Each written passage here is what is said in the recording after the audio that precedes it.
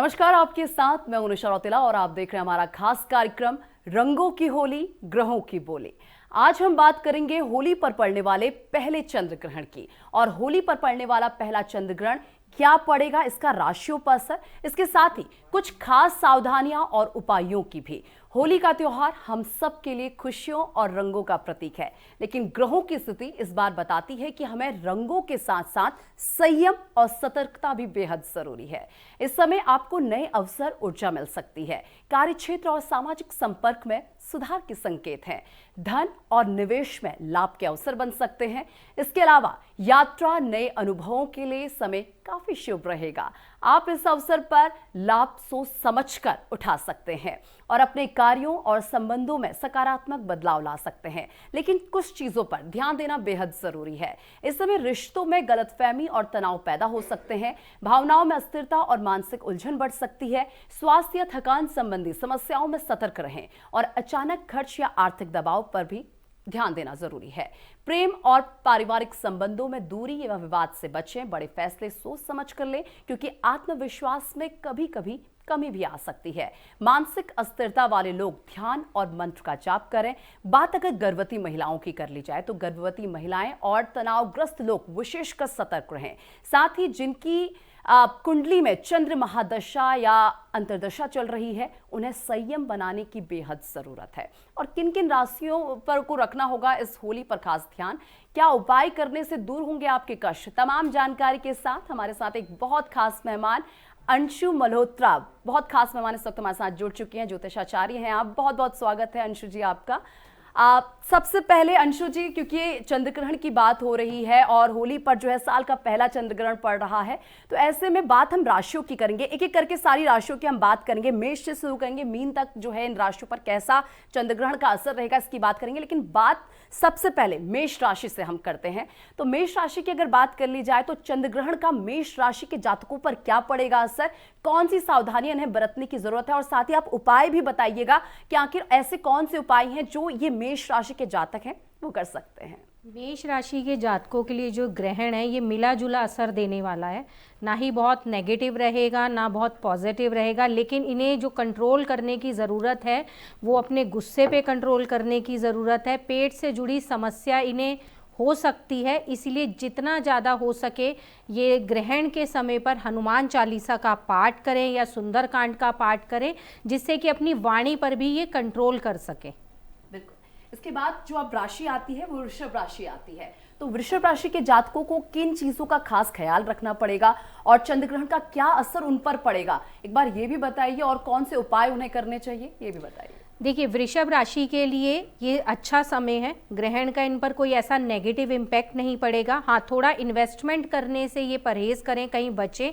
अगर कहीं अभी हाल फिलहाल में पैसा लगाने का सोच रहे हैं, वो कम से कम 45 डेज मतलब 1 महीना कहीं भी इन्वेस्टमेंट ये ना करें, थोड़ा सा उससे बचें। 1 से 1.5 महीने के अंतराल के बाद ही ये कहीं इन्वेस्टमेंट, नहीं तो वो पैसा इनको वापस तो मिलेगा, रिटर्न तो मिलेगा, पर कोई प्रॉफिट नहीं होगा उससे। तो इसीलिए अभी इन्वेस्टमेंट का इनको बहुत ज़्यादा ध्यान देना है। बहुत ज़्यादा कुछ इनके लिए नेगेटिव नहीं है, क्योंकि कुछ ऐसी ग्रहण के दौरान कुछ ऐसी खास राशियां हैं जिन्हें बहुत ज़्यादा नुकसान होने वाला है, उसमें वृषभ राशि नहीं है। तो उस समय ये ओम सोम सोमाय नमः का जाप करें, जो इनके लिए बहुत अच्छा रहेगा। बिल्कुल ठीक है। तो वृषभ राशि ध्यान से सुन लीजिए कि आपको किस मंत्र का जाप करना है, कौन कौन सी चीजें हैं जो आपको करनी चाहिए, और इससे जो है चंद्र ग्रहण में आपको ज्यादा कोई बहुत ज्यादा इफेक्ट होता हुआ भी नजर नहीं आ रहा है। चलिए अगली राशि की बात करते हैं। अगली राशि है मिथुन राशि। तो मिथुन राशि पर चंद्र ग्रहण का क्या प्रभाव पड़ने वाला है, कौन कौन सी सावधानियां इन्हें बरतनी चाहिए, क्या क्या उपाय इन्हें करने चाहिए, और कौन से मंत्र का जाप करना जो है इनके लिए बहुत सही माना जाएगा। मिथुन राशि के लिए इन्हें थोड़ा सा अपना मूड्स पर अपने ध्यान देना है, क्योंकि मूड स्विंग्स इनके बहुत जल्दी जल्दी होंगे, क्योंकि चंद्रमा मन का कारक है। माँ के साथ भी रिश्ते खराब हो सकते हैं, वो भी इनकी एंजाइटी और स्ट्रेस, ओवर थिंकिंग के कारण ही। तो वहाँ पर ये थोड़ा सा अपना कंट्रोल रखें। और मैं ये कहूँगी कि इस बार ये होली पर भी थोड़ा सा रिजर्व रहें, क्योंकि कहीं ना कहीं इनका कोई लड़ाई झगड़ा होने का संकेत है। और इससे बचने के लिए ये दान करें, सफ़ेद चीज़ों से जुड़ा दान, जैसे कि चावल का दान, इस तरह का ये दान ज़रूर करें। बिल्कुल। अब बात आती है कर्क राशि की। तो कर्क राशि पर क्या पड़ेगा चंद्र ग्रहण का असर, कौन से उपाय करने जरूरी हैं और सावधानियां क्या बरतनी है, और मंत्र भी जरूर बताइएगा कि कौन सा मंत्र करना बेहद सही रहेगा कर्क राशि के लिए। कर्क राशि के लिए ये ग्रहण अच्छा नहीं है। इन्हें मनी लॉस भी हो सकता है, आंखों से जुड़ी समस्या भी हो सकती है। देखिए, वैसे तो चंद्र ग्रहण का सभी पर असर कुछ ना कुछ पड़ेगा, लेकिन बहुत ज़्यादा अगर हम नेगेटिव देखें तो कर्क राशि के लिए ये समय भी अच्छा नहीं है, ना ही फाइनेंशियली ना ही पर्सनली, और यहाँ तक कि हेल्थ इश्यूज के लिए भी। तो इन्हें बहुत संभल कर चलने की ज़रूरत है। हाँ। और ये जितना हो सके जब ग्रहण समाप्त हो जाए उसके बाद ये शिवलिंग पर या शिवलिंग के आसपास जैसे शिवालय में सफेद चीज का दान जरूर करें, पंडित को सफेद चीज का दान जरूर करें, और ओम नमः शिवाय, क्योंकि शिव जी के मस्तक पर चंद्रमा विराजमान है, तो ओम नमः शिवाय मंत्र का जाप जरूर करें। आदित्य हृदय स्तोत्र का पाठ करना भी इनके लिए बेहद जरूरी है, क्योंकि 15 दिन के अंतराल पर ही 2 ग्रहण लगे हैं। एक सूर्य ग्रहण 17 फरवरी को जा चुका है, और अब 3 मार्च को जो लगने जा रहा है चंद्र ग्रहण, तो दोनों ही कर्क राशि के लिए अच्छे नहीं है। बिल्कुल। अंशु जी, मेरा एक सवाल और आपसे, क्योंकि कर्क राशि की बात हो रही है, इसका स्वामी तो खुद चंद्रमा है, तो इतना ज्यादा नेगेटिव चीजें क्यों? देखिए, चंद्रमा है, लेकिन जो ग्रहण लग रहा है वो सिंह राशि में लग रहा है, ठीक है। और सिंह राशि अपने आप में ही एक अग्नि तत्व की राशि है, उग्र ताप है उस राशि में। तो कर्क राशि के लोगों को स्ट्रेस, एंजाइटी, मूड स्विंग्स, आंखों से जुड़ी समस्या ये रहेगी। मनी लॉस की भी प्रॉब्लम इन्हें हो सकती है। ठीक, अब बात करते हैं हमारी अगली राशि सिंह राशि की। सिंह राशि को क्या करना चाहिए चंद्र ग्रहण के दौरान, कौन से उपाय उन्हें करने चाहिए, कौन सा मंत्र उनके लिए ठीक रहेगा जिस समय चंद्र ग्रहण का समय रहेगा, ऐसे कौन से मंत्रों का जाप उन्हें करना चाहिए जिससे जो भी कष्ट उन पर पड़ने वाला है वो दूर हो सके? देखिए, चंद्रमा तो ऑलरेडी सिंह राशि में ही चंद्र ग्रहण लगने जा रहा है, तो सिंह राशि के लिए तो आप समझ सकते हैं कि बहुत ही ज्यादा खतरनाक और सोच समझ के चलने का समय रहने वाला है।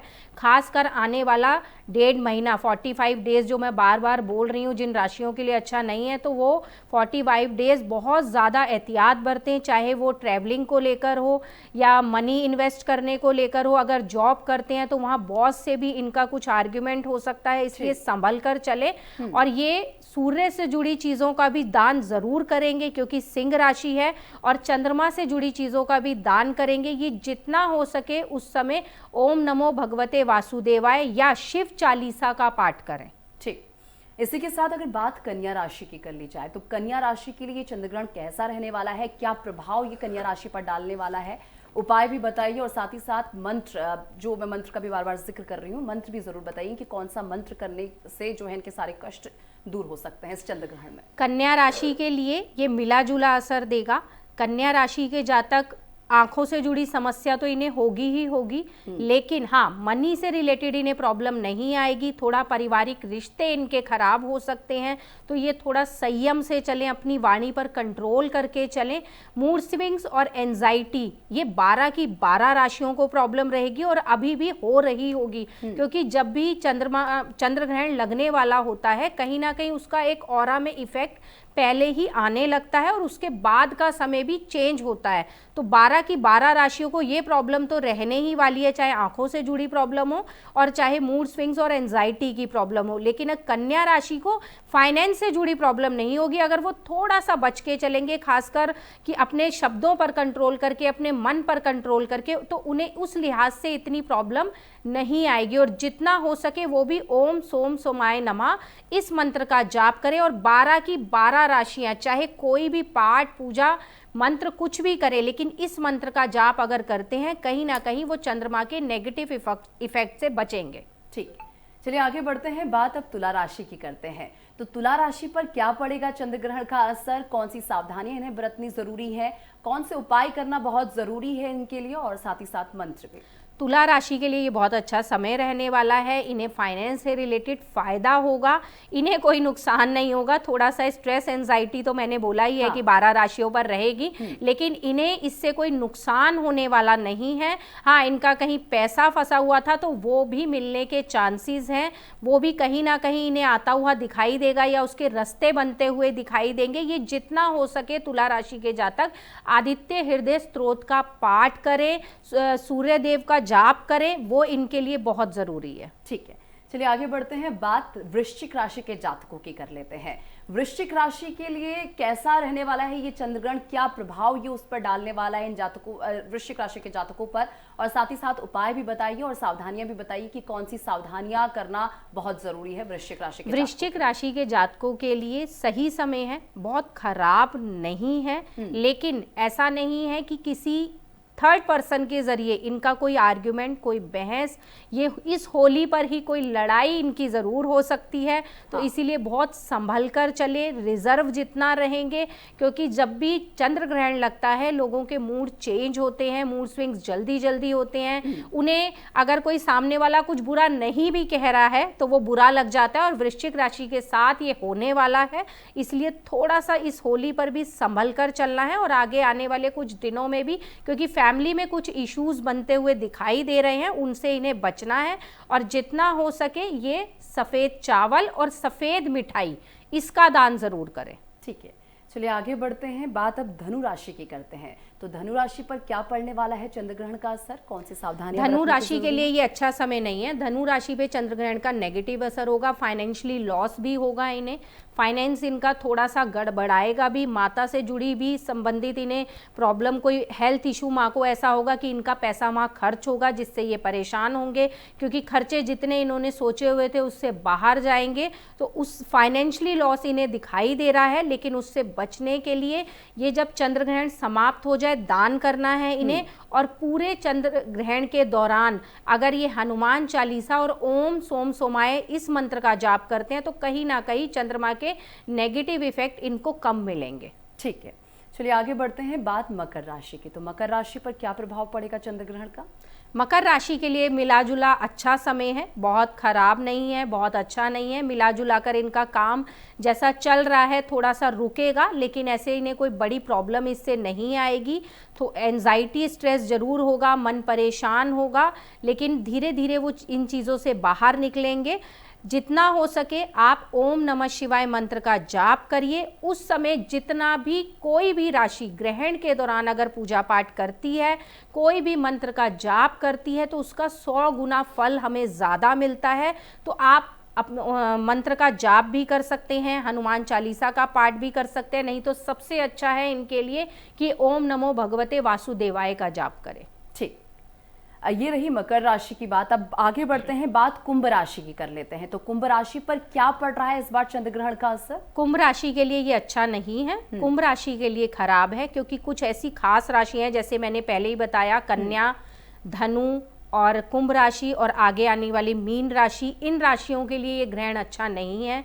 कहीं ना कहीं इन्हें फाइनेंशियली लॉस होगा। कुंभ राशि के जातक अपने शब्दों को ही कंट्रोल नहीं कर पाएंगे, इतना ज़्यादा वो इमोशनली खुद को हर्ट फील करेंगे इस समय पर कि अपने इमोशंस को कंट्रोल ना करके कहीं ना कहीं लड़ाई झगड़े में फंसेंगे, उससे रिश्ते भी खराब होंगे। और अगर फाइनेंस भी कहीं कुछ अरेंज करने जा रहे हैं, कहीं इन्वेस्ट करने जा रहे हैं, तो वहाँ पर भी इन्हें प्रॉब्लम आएगी। जितना हो सके अगर ये उस समय दुर्गा सप्तशती का पाठ करें या दुर्गा ओम दुम दुर्गाय नमः इस मंत्र का जाप करें, या फिर अगर कुछ नहीं कर सकते तो ओम सोम सोमाय नमः इसी मंत्र का जाप करें, तो कम से कम इन्हें रिलीफ मिल जाएगा। ठीक, अब बारी सबसे अंतिम राशि की, मीन राशि की। तो मीन राशि के लिए कैसा रहने वाला है ये चंद्रग्रहण, कौन सी सावधानियां बरतनी जरूरी हैं, क्या उपाय करने चाहिए, किस मंत्र का जाप करना चाहिए? मीन राशि के खर्चे बहुत ज़्यादा बढ़ जाएंगे। मीन राशि को ऑलरेडी स्ट्रेस एंजाइटी ज़्यादा बढ़ेगी, कहीं ना कहीं डिप्रेशन में जाने के भी इनके संकेत हैं। तो इस चीज़ से ये बहुत ज़्यादा बचे, मूड स्विंग्स जल्दी जल्दी होंगे। जितना हो सके मीन राशि के जातक अगर उस समय 108 बार ओम सोम सोमाय नमः, ओम नमः शिवाय, क्योंकि इनके लिए ये 2 ही मंत्र जाप हैं, ये जितना करेंगे उतना ही स्ट्रेस और एंजाइटी से दूर रहेंगे। क्योंकि इनको हेल्थ इश्यूज होने के, आँखों से जुड़ी समस्या और पेट से जुड़ी समस्या होने के चांसेस बहुत ज़्यादा है। बिल्कुल, तो अभी आपने बताया कि किस तरीके से, किस राशि पर चंद्रग्रहण क्या असर छोड़ने वाला है, कौन से उपाय करना बेहद ज़रूरी है, क्या क्या सावधानियां इन राशियों को बरतनी चाहिए। तो ये चीज़ बहुत ज़रूरी है कि आप इसे ध्यान में रखें। आगे बढ़ते हैं, मेरा अगला सवाल आपसे यह है कि चंद्रग्रहण की अगर टाइमिंग की अगर बात कर ली जाए तो किस समय से लेकर कब तक ये चंद्रग्रहण रहने वाला है? देखिए, चंद्रग्रहण लगेगा तो शाम को, लेकिन जो उसका सूतक काल है वो सुबह 5:40 से शुरू हो जाएगा, मंदिर के पट बंद हो जाएंगे। कोई भी पूजा अर्चना किसी भी तरह से, चाहे वो सार्वजनिक मंदिर हो चाहे घर हो, वहां नहीं की जाएगी। तो इसीलिए हम आप सबको ये कहते हैं और हम खुद भी कि जितना मंत्र जाप कर सके, जितना आप उस समय जो मानसिक जाप होता है अगर आप करते हैं तो उसका 100 गुना फल आपको ज़्यादा मिलेगा। शाम का समय रहेगा, 7:50 पर चंद्रग्रहण समाप्त हो जाएगा।